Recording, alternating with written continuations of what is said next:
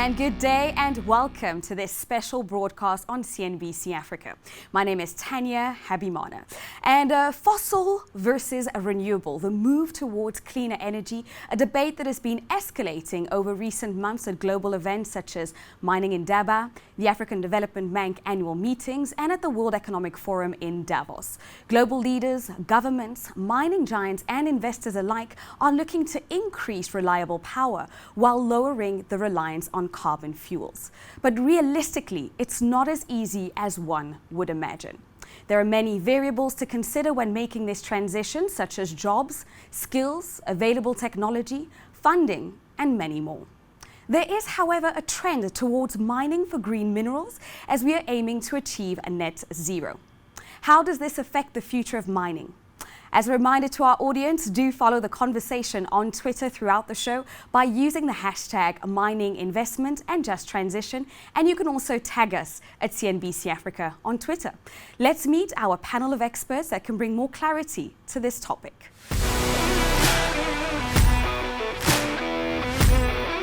Mikhail Nikomarov, CEO of Bushveld Energy.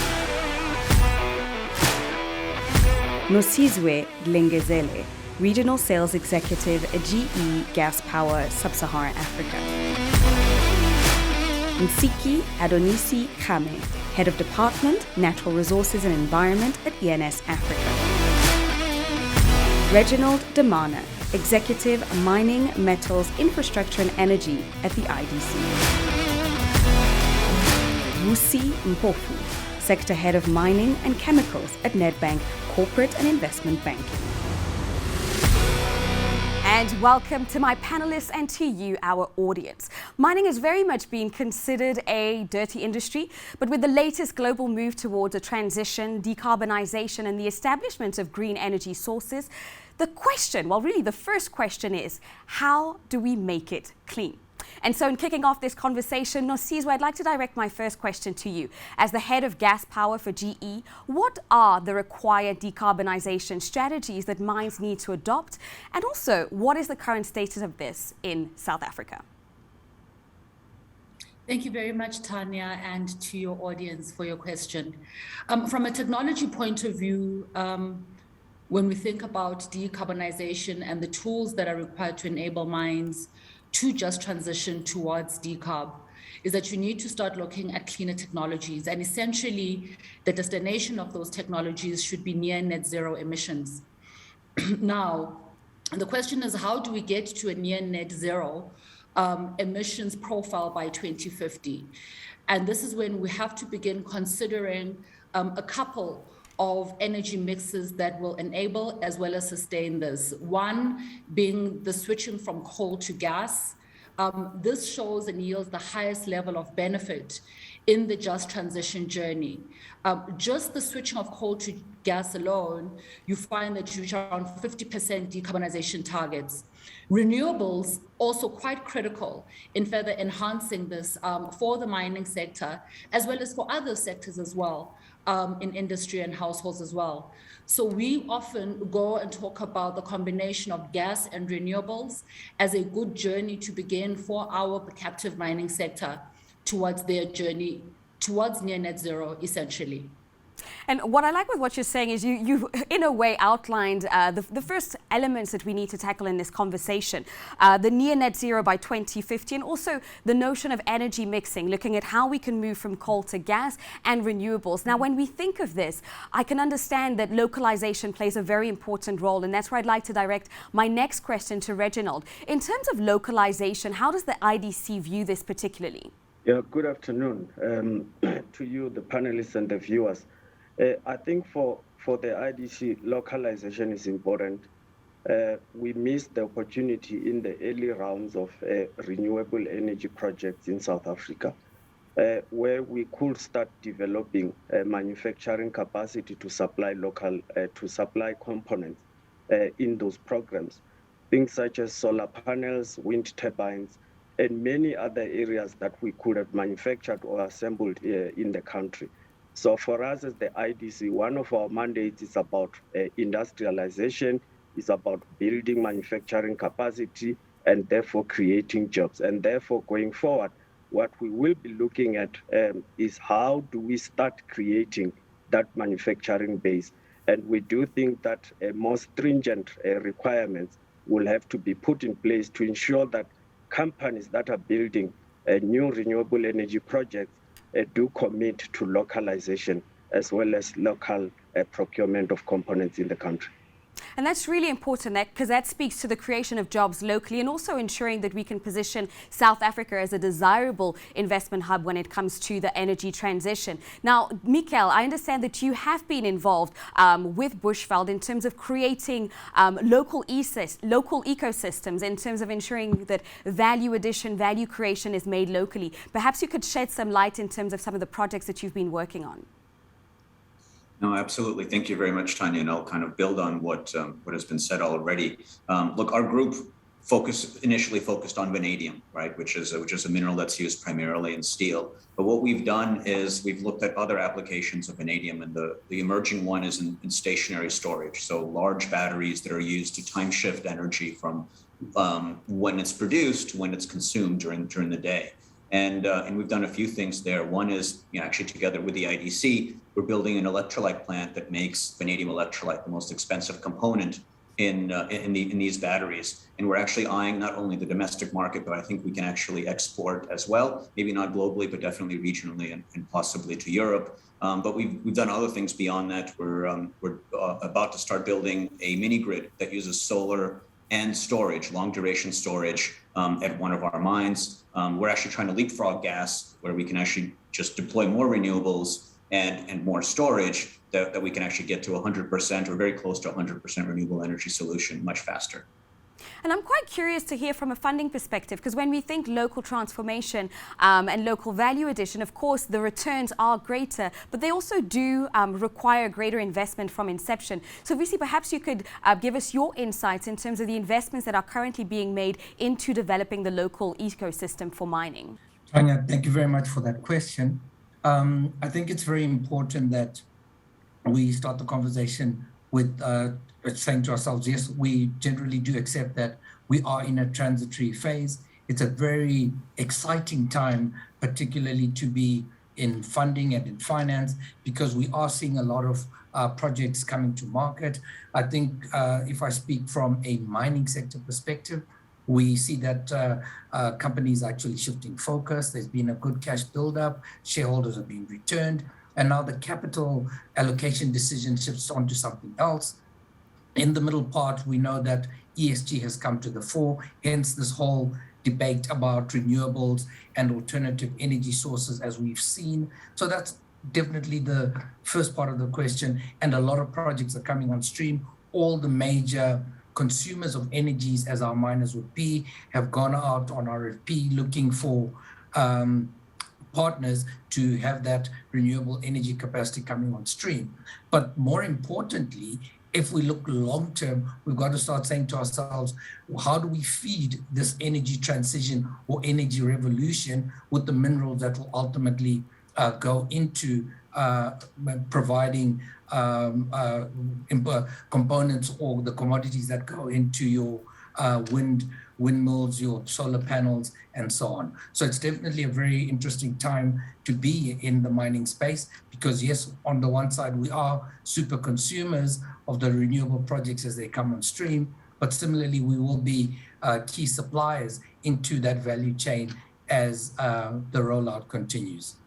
Now, you used the term super consumers. I heard another term today, superpower, and how South Africa can become a green energy superpower, which kind of speaks to some of the elements that you've just mentioned now, and basically positioning South Africa as a key supplier in the green mineral supplier space. Now, my question then, and something that's been coming up over the years, is the question of red tape and the regulatory framework. And that's where I'd like to direct my question to Nsiki. Where are we currently? I mean, some of the pushback that we've heard, and even when we look at the Fraser Institute's positioning of South Africa, currently at 75, is the paperwork holding us down? Thank you so much, Tanya. I think, the challenges include various factors. As you correctly pointed out, the fact that we are now 75th out of 84 is not great at all. But it's also the backlog of processing, mining, title applications, the lack of investment also in greenfield exploration activities. Without exploration, there isn't a mining industry because we need to grow what we have. Also challenges around the country's energy generation capacity, capacity of a rail and port infrastructure, and the costs of mining are quite expensive. We also have issues of community unrest, industrial action. Also, our cadastral system doesn't function well. So we need to upgrade that system or completely get a new one. Also, the length of the environmental permits, it takes too long. Also, just with the renewable energy stuff, if you want to change the land use, you need a water use license. These are taking long, but I know there's a shift with government, with the different ministries to come together and try expedite and fast track this. And this is one of the issues that were raised by the president at the mining Indaba, to say they look at quicker turnaround times. So we're looking forward to seeing that. Thank you. And that brings me to Reginald, actually. I understand that you've been doing quite a lot of work in terms of being able to position the IDC as a key player in terms of mobilizing capital for exploration specifically. Perhaps you could give us more insights into that. Yes, we are. I think the starting point will be to say exploration activity in South Africa has reduced significantly in the past 20 years. From about 5% of global market share to below 1%. We need to drive it back to that sort of 5% level in the next 3 to 5 years.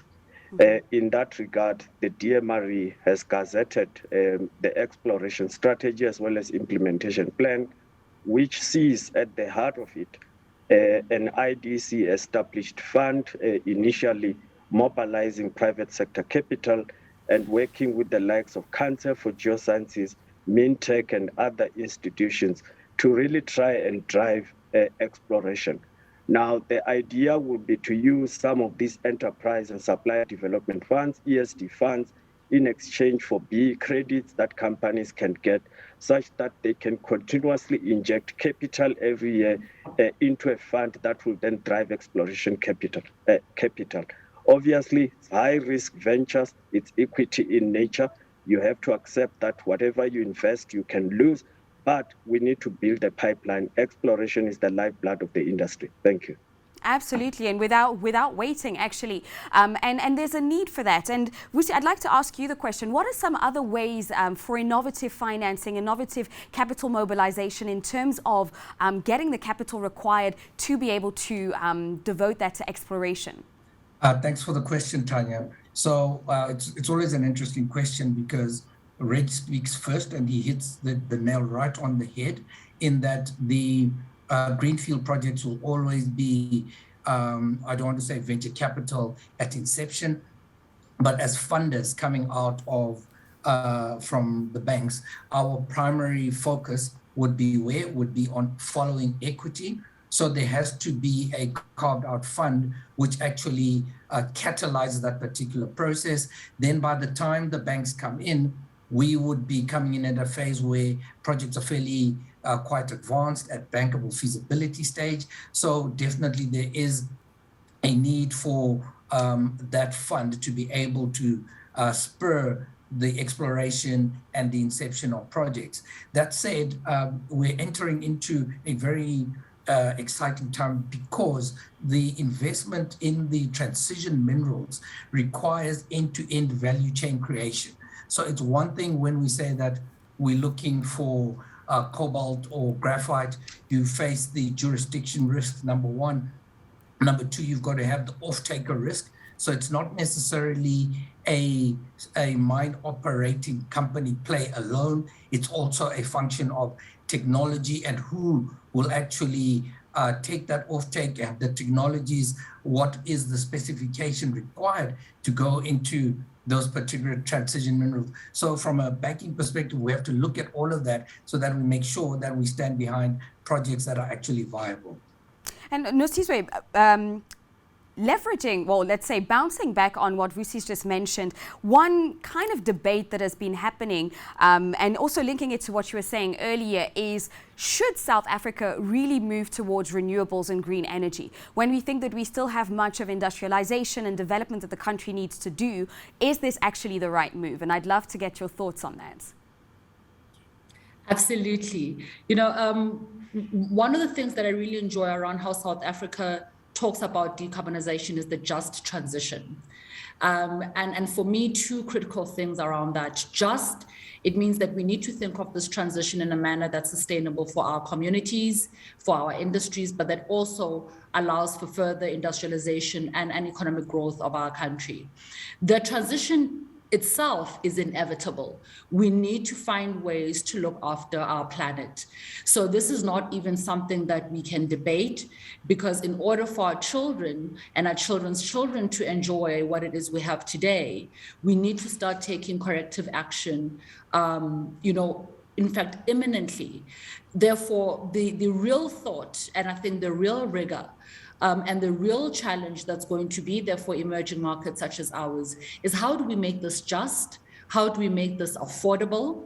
And how do we also ensure that we are able to use it as a catalyst for further industrialization? And that's really at the heart of the debate for us. And that's how I view that. Mikael, I'm curious to hear your thoughts on this. Is it an easy thing for you, decarbonization? Well, change is never easy, so I think that's the starting point there. On the other hand, in some ways, it's probably easier now because the economics support it.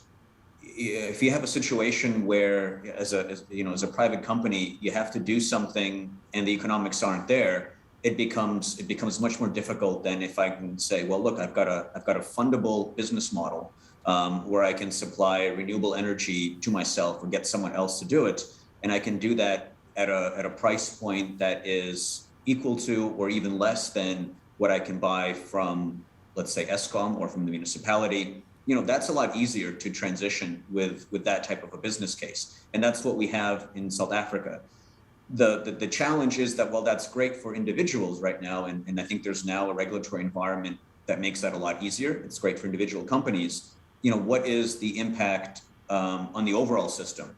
And so we just need to be careful to not lose sight of externalities to each individual or each individual company doing things that make themselves better off, from an ESG perspective or from a sustainability perspective, or even from a just transition perspective. And then think about, well, how does this impact others around me? Kind of almost like a network effect for the country overall. So I think that's kind of how we've approached it, in trying to lift not only our own goals up, but also that of the country, or at least of the provinces where we operate. And that's a fair point there, actually, because there's the human element and then there's the corporate element. And this also fits into a wider conversation in terms of ESG and what it actually means to implement this. And Siki, you take care of businesses within the mining sector from various angles. I'd love to hear from your perspective in terms of actually implementing decarbonization strategies. What is that like on the field, and what are some of the challenges that your clients are dealing with? Thank you, Tanya, for your question. So, as you know, the mining regulatory framework has actually advanced over the years, and it's regulated by various pieces of legislation. So, as South Africa, we have a workable legal framework, but we need to strengthen the capacity of the regulator to implement the law effectively.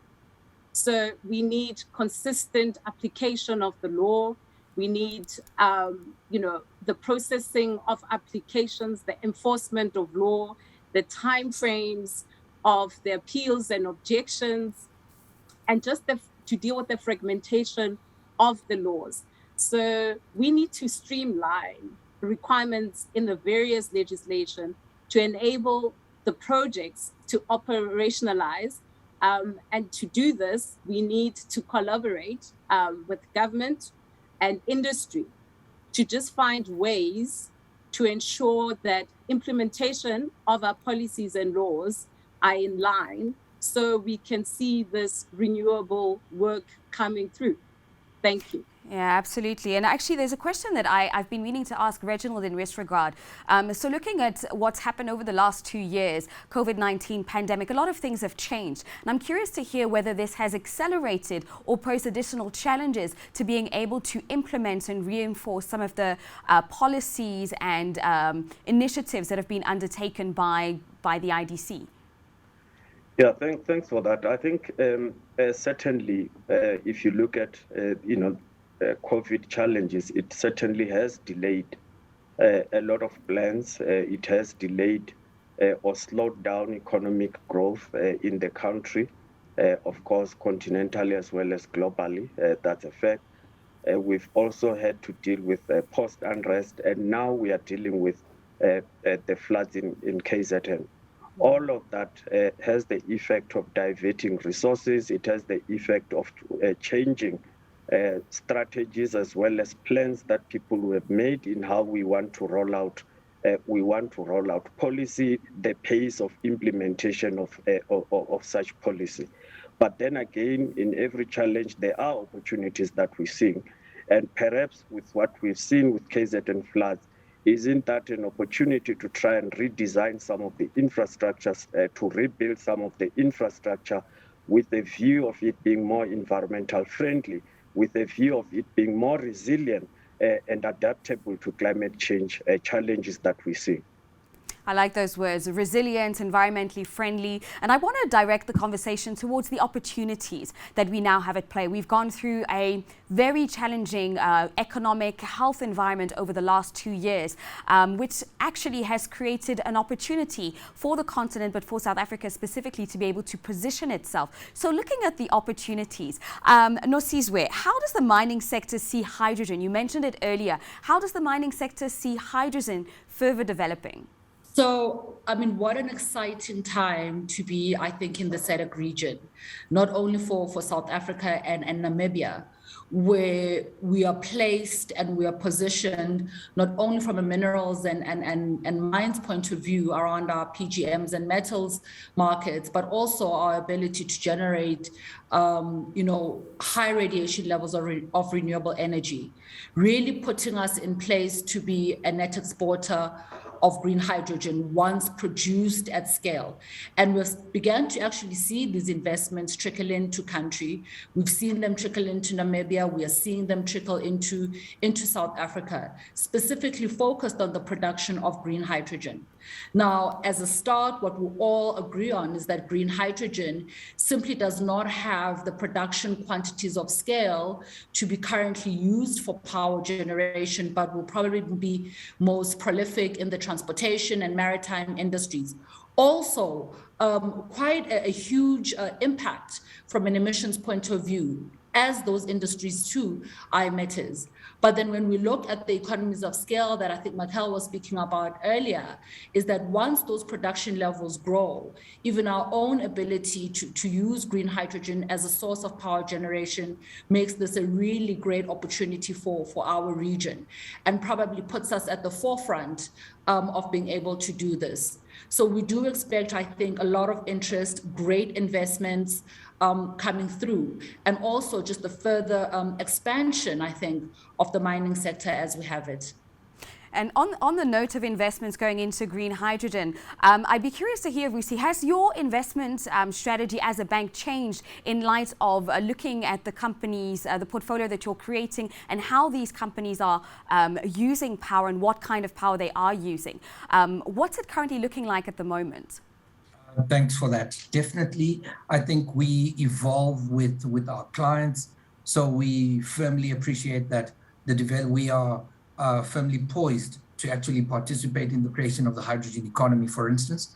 We do see that as one of the important steps towards, while we're on this glide path to net zero. So definitely a lot of focus being placed on that. We do have clients that are at the forefront of developing, particularly the hydrogen economy, but maybe to a point that Mikhail made earlier on, we can't understate the importance of gas as a transitory energy source in getting us to that net zero, although they look to leapfrog it. I'm saying that no, definitely it plays an important part in us being able to transition in a stable and orderly fashion, because the commitments for 2030 will be met, by countries and corporates alike. Where the rubber hits the road, where it becomes difficult, is the commitments that have been made for 2050. Because of the large investments that are required to make those come to fruition.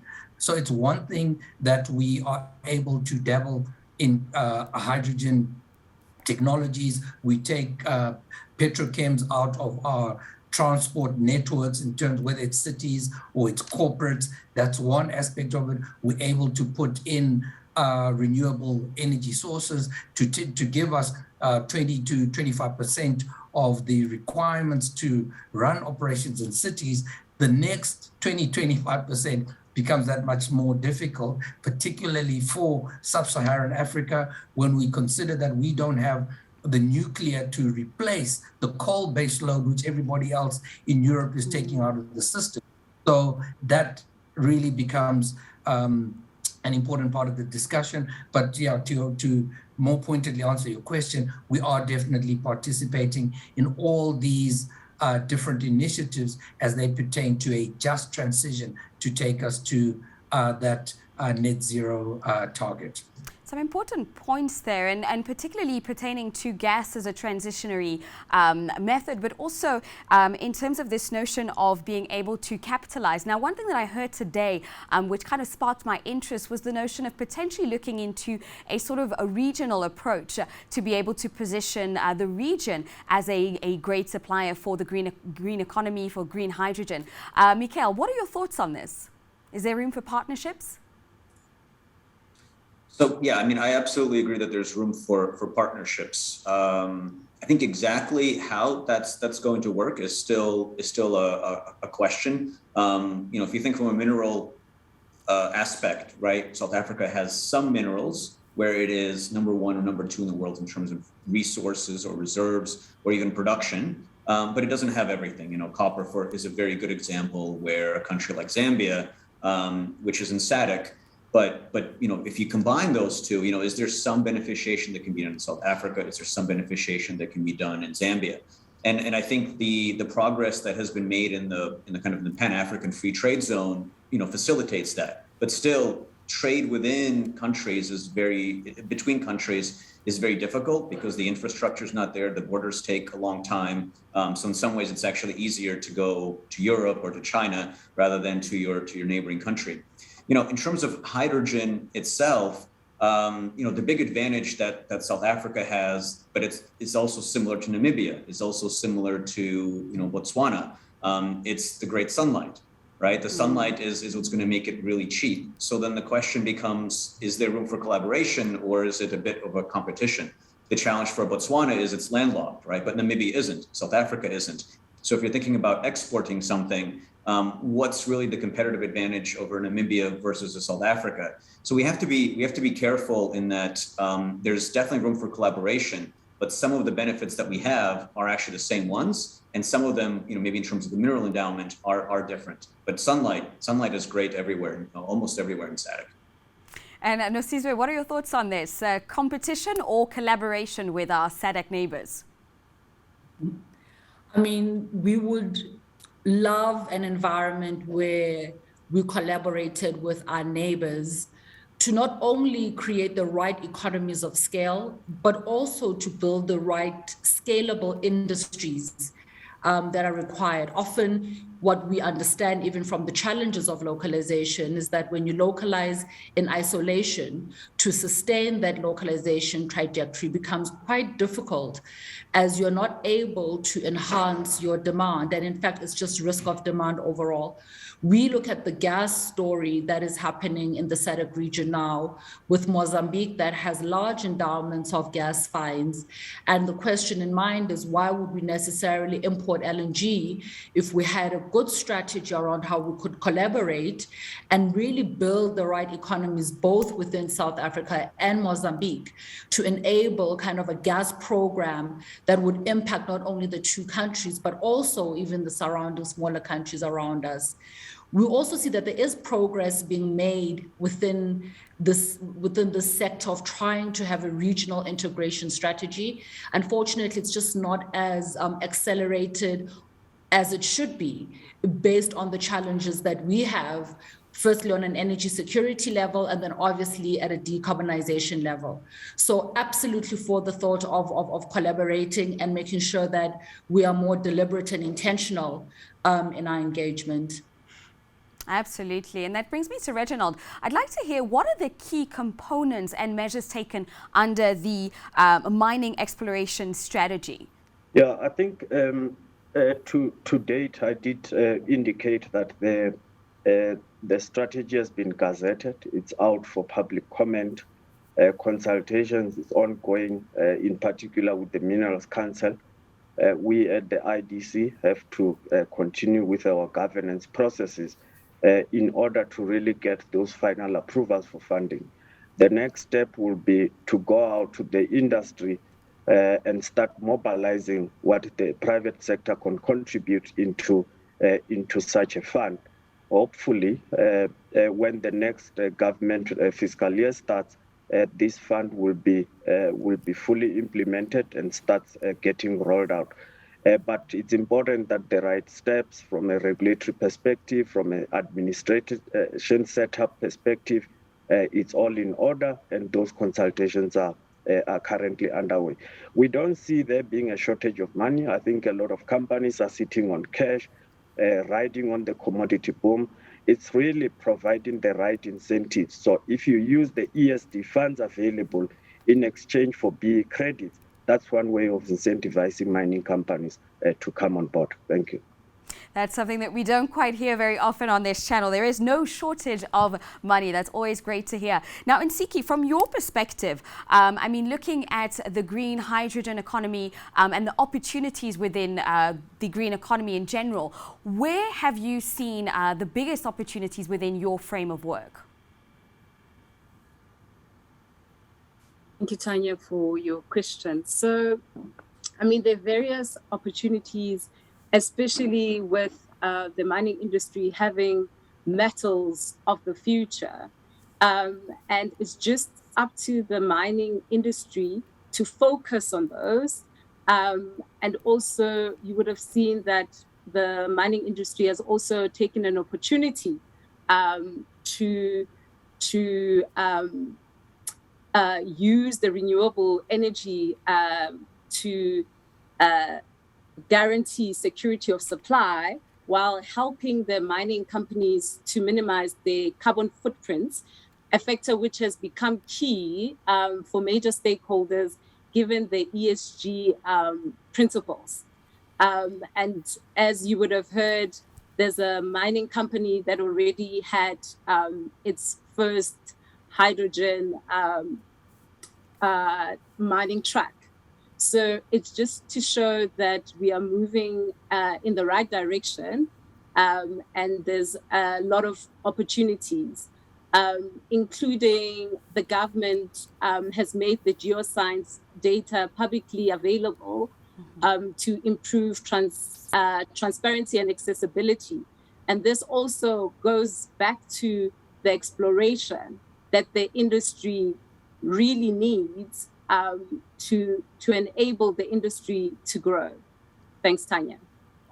And on the topic of green metals, earlier on, Michael, you mentioned vanadium. Now, this is a great opportunity for South Africa, something that you're currently involved in. I'd be curious to understand a little bit more. How can heavyweights, large companies already active in South Africa, be able to capitalize on the opportunities that green metals represent? Yeah, and you're right. So I think that in South Africa, there's a few. Vanadium is one. There's a number of PGM type metals that are going to be needed in the transition. Nickel is another one. Manganese, chrome to a degree, iron as well. So we have these endowments, and I think we actually started this conversation with the first step, which is we need more exploration, right? And exploration is not really that expensive, but it's really high risk.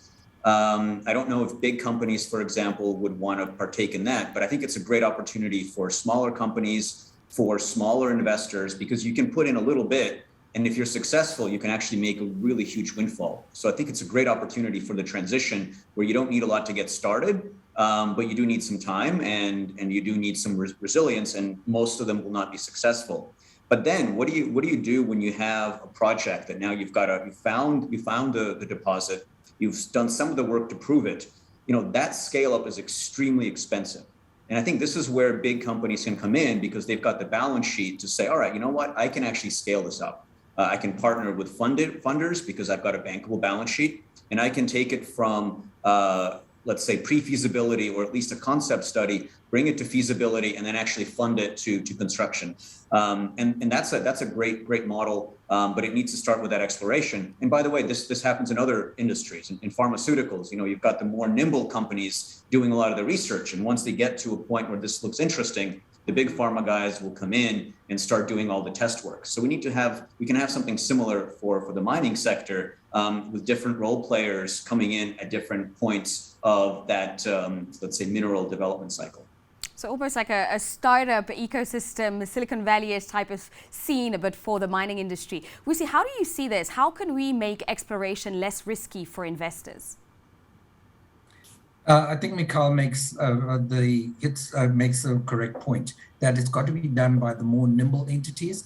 Of course, the larger miners would have prospecting units that are actually engaged in these activities. But here's the thing, the problem that we've had in the past 10 years is that we've had very limited capex spent on increasing capacity, particularly out of non-PGM as South Africa. Number two, until we get the cadastral right at DMRE, then you're not going to be able to get exploration moving on to the next step. At the moment, the state of the record is such that we don't know who owns what. We don't know how long they own it for. So it becomes very difficult for even the smaller guys to commercialize whatever they've been able to find.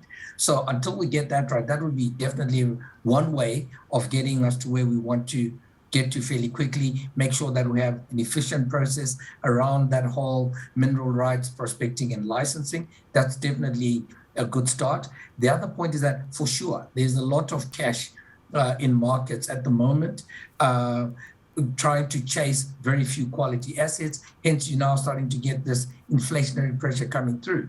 So the issue is not going to be about the funding for the time being. It's definitely going to be about actually those good projects coming on stream and us being able to channel the funds correctly into those venture capitalist activities, which in mining is definitely your prospecting and your exploration. And definitely, and having good projects is really the starting point of all of this. And Siki, how can we increase transparency in a way to make the projects more attractive and increase scale-up investments into the country? Thank you, Tanya. So I'll go back to what I said. So our regulatory framework has to be in a way that attracts investment in the country. And to do that, we need transparency. I'll speak about the cadastral system again. I think we're making inroads into finalizing that. The fact that the Council of Geoscience has now at least gotten their mapping correctly and the infrastructure for it, to be able to see where the minerals are based, and to actually attract foreign investment, domestic and international investment to the country. Our laws have to be clear. You need to know how long it will take to process a mining title, including the water use license, including the environmental licensing requirements. If that is clear, and we know what the laws and regulations are, and we implement them as they're meant to be, I think that will definitely attract investment. And with exploration, we will then be able to grow the mining industry. Some very clear points there, and I do hope that they will be considered. Now, one thing that I am wondering, Nosizwe, how is the green metal sector positioned to be able to deliver to demand?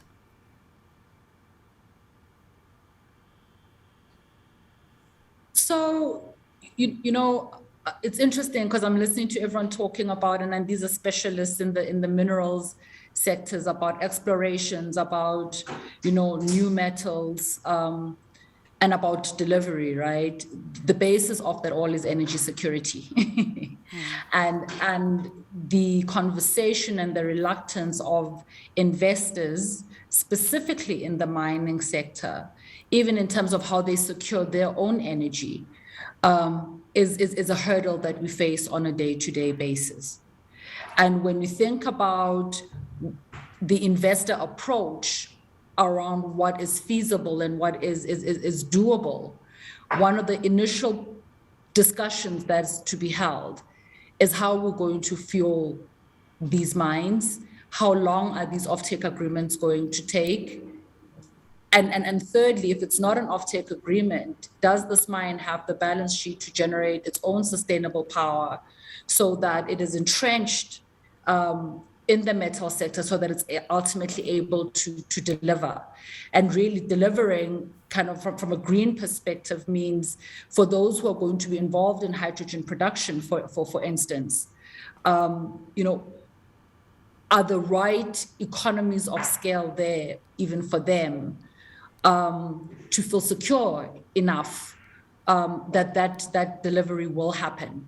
And actually, even if that green mining will happen, as we understand it. So it is a tricky area, I think, around being able to confidently say today, without addressing, I think, issues of energy security, to say that supply, in fact, will be there even before we talk about the demand. Yeah, absolutely. A very important point, especially when we look at the current status of affairs here. Now, one thing that I was wondering as well is in terms of, Mikael, what you were talking about earlier, the opportunities within vanadium. I'm quite curious to hear, let's say that we were fully optimizing and able to produce batteries locally. What would that look like in terms of a value chain creation? Yeah. No, thank you for that question. I mean, and I actually start out with, I think the opportunity for South African vanadium is not only a domestic market opportunity, it's an export opportunity. You know, vanadium is really present in just kind of 4 countries in the world: China, Russia, Brazil, and South Africa. And if I was a trading partner in North America or in Europe, I'd probably look on 2 of those locations a lot more favorably than on 2 other ones. So I think from a global perspective, there's a very strong export-oriented story. And if I'm trying to create jobs sustainably for the long term in South Africa, you know, we need to think about how to supply to 7 or 8 billion people rather than just to 60 or 70 million people. So that would be the first point. In terms of what we can do in South Africa for the local market or also the regional market is to actually see where do the economics make sense to do more than, let's say, just get, you know, the vanadium oxide. I'm sorry about that noise. So for example, right now we're building a plant to make a component of the battery, which is the electrolyte. But can we do more? Can we manufacture the batteries here competitively? And that means, can we compete, if there is a market, with the same assembly or manufacturing being done somewhere else, you know, for example, in China? And can we compete if those opportunities are to deploy in South Africa or in Mozambique? And those are questions that we don't have answers to, but I want to stress that we're doing work to get answers to those questions, and we're actually doing that together with the IDC. I don't know the answer yet. We're very confident that on a component basis, yes, we can compete. On a raw material basis, yes, we will compete. So then the question is, how much more can we do? And I think that work needs to happen on not only on vanadium, but on other elements of beneficiating these minerals in South Africa. And most of the time, the answer may be no, but we need to ask the questions. We need to do the work to find out. And in some cases, the answer will be yes. And then let's move forward and invest in those. And that is indeed how we find the opportunities. Reginald, from your perspective, how does the IDC view the export market for the sector?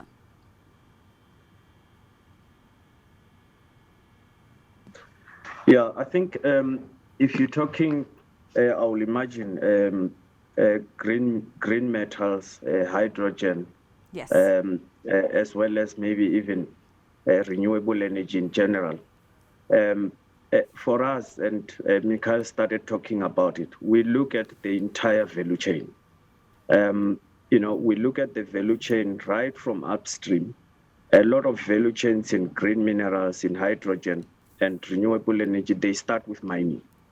We want to invest all the way from mining, whether it's PGMs, whether it's vanadium, copper, cobalt. We want to start the manganese. And then we want to then move on towards manufacturing as well as production of some of the various components, whether it's into batteries, whether it's into electrolyzers, fuel cells on the demand side. We want to play across that entire value chain. And then, of course, on the demand side, we want to see whether there's a viable domestic industry, there's an export industry, so that overall that entire value chain is sustainable. One of the things that you do know is that the South African economy is dominated by export. Obviously for us, and this is where renewable energy is very important, because we need to clean our minerals. We need to make them green.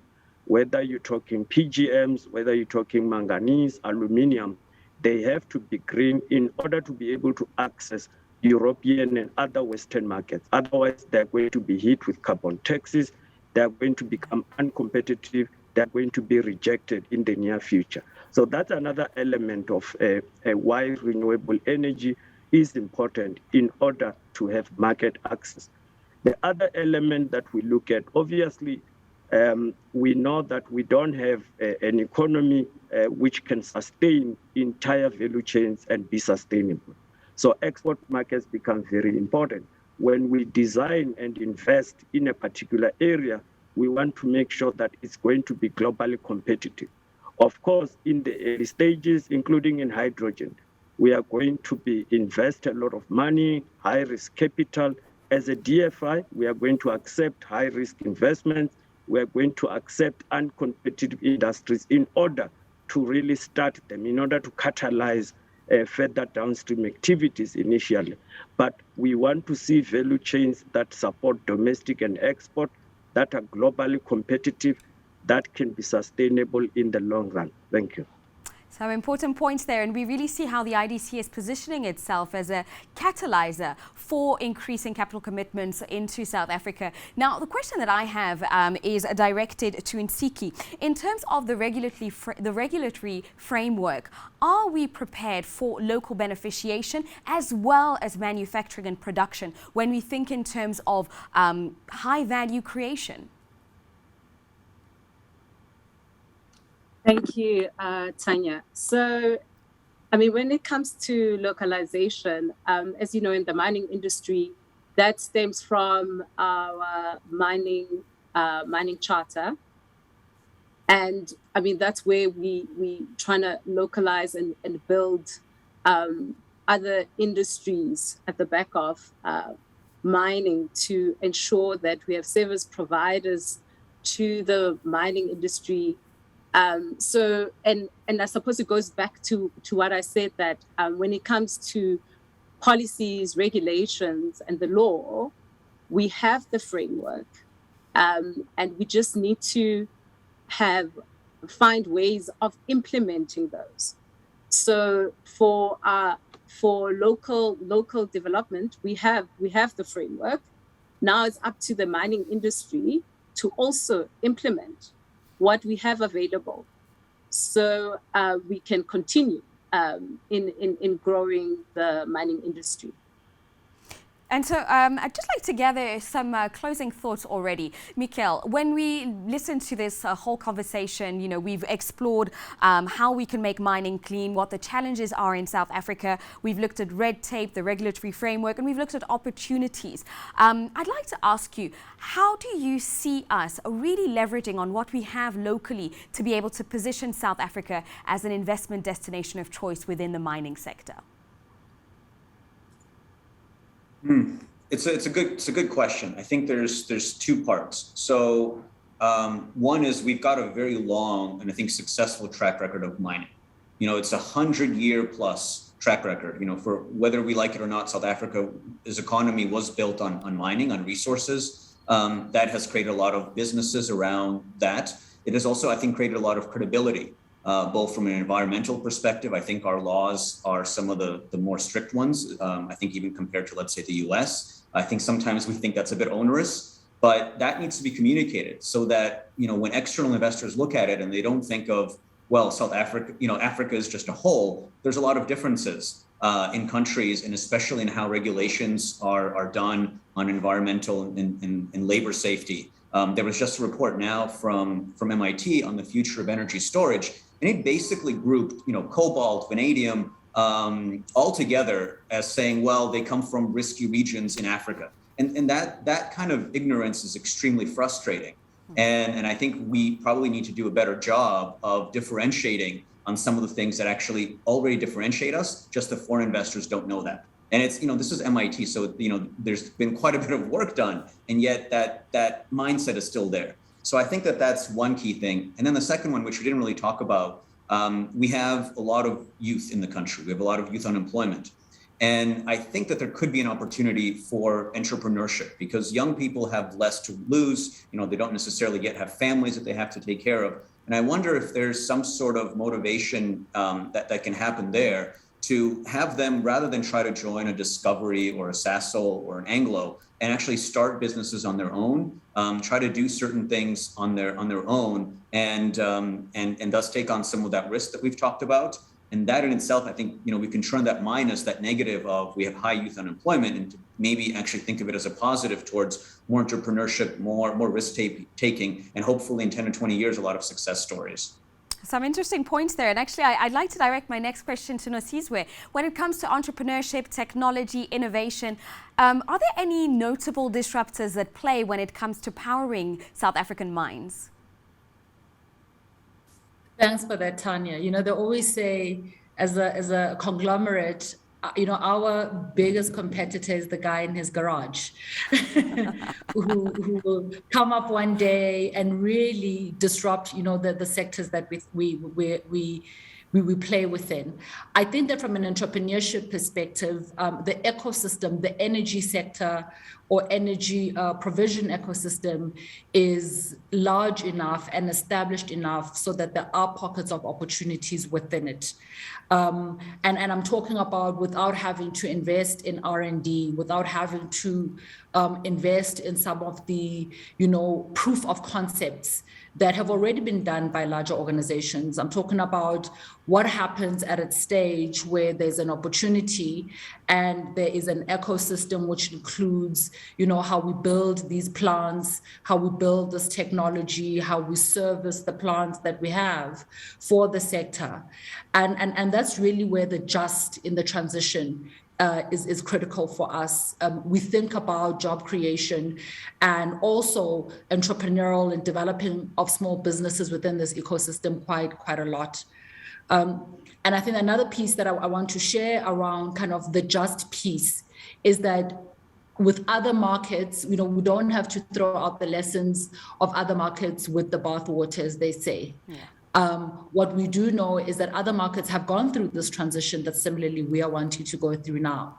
And the question is, what type of opportunities were created then for, you know, small programs of coal to gas switching, coal to renewables and gas switching, coal and renewable switching. We can emulate some of these activities that have been done before and really create that opportunity in country. But I think it's intention. I think we need to have people who care about this enough in order to have the opportunity size, I think, established and then also then grabbed by those who need it. Absolutely. And we are coming to an end. So in closing thoughts, in just a few words, Nsiki, what would you say makes South Africa such an attractive destination for SA mining investments? South Africa is mineral rich. It's well known for its established mining industry. We have been mining for over 130 years. It plays a significant role in our economy. So come, we know what we're doing. Come invest in South Africa. Thank you. Absolutely. Come, we know what we're doing. And VUSI, how about you? How can we really make sure that the foreign investment and local investment is targeted in the right direction? And what would you say makes us attractive? Yeah, I think from a South African perspective, beyond the natural endowments, there's a lot of good things happening, particularly in the energy space. South Africa knows that the transition is happening from the energy confluence. We've moved the policy spectrum for us to be able to self-generate. So all those things are happening. So good endowments from a mineral perspective, power challenges being addressed, and really you've got to think in the long term, South Africa will definitely remain a good mining destination for foreign direct investment. Thanks, Tanya. Absolutely. And Reginald, in closing, what would you say is the most attractive point to the South African mining industry? And I'd also like to ask you, what would you like to see more of? Yeah, I think, my colleagues have covered from a mining perspective what makes SA very attractive. But we shouldn't forget that a lot of global conglomerates have long established, that South Africa could be a base, a gateway into the continent. We now have some of the enabling policies, such as the African Continental Free Trade Agreement. We now have all of these green minerals that we can go and access into jurisdictions such as Zambia, DRC, Tanzania, where I must say politically, they've become much more stable, they've become much more attractive. And therefore, as South Africans, we really need to claim our place within the minds of the global corporates as a base, as a gateway to Africa. We have the infrastructure, we have the capital, we have the skills. We just need to fix, obviously, the small things. There tends to be a lot of noise. The political environment can be too noisy, but we have everything to continue to be the gateway into the continent for global corporations. Thank you. That is fantastic. I'd like to thank my panel of experts who shared their expertise on the future of mining and the ways to improve our move towards a just transition and ultimately a cleaner energy. That is Mikhail Nikomarov, CEO of Bushveld Energy, Nsiki Adonisi-Kgame, Head of Department, Natural Resources and Environment at ENS Africa, Nosizwe Dlengenzele, Regional Sales Executive for GE Gas Power Sub-Saharan Africa, and VUSI MPOFU, Sector Head of Mining and Chemicals, NEDBANK Corporate and Investment Banking, and Reginald Damana, Executive Mining, Metals and Infrastructure and Energy at the IDC. Until next time, it's a goodbye for now.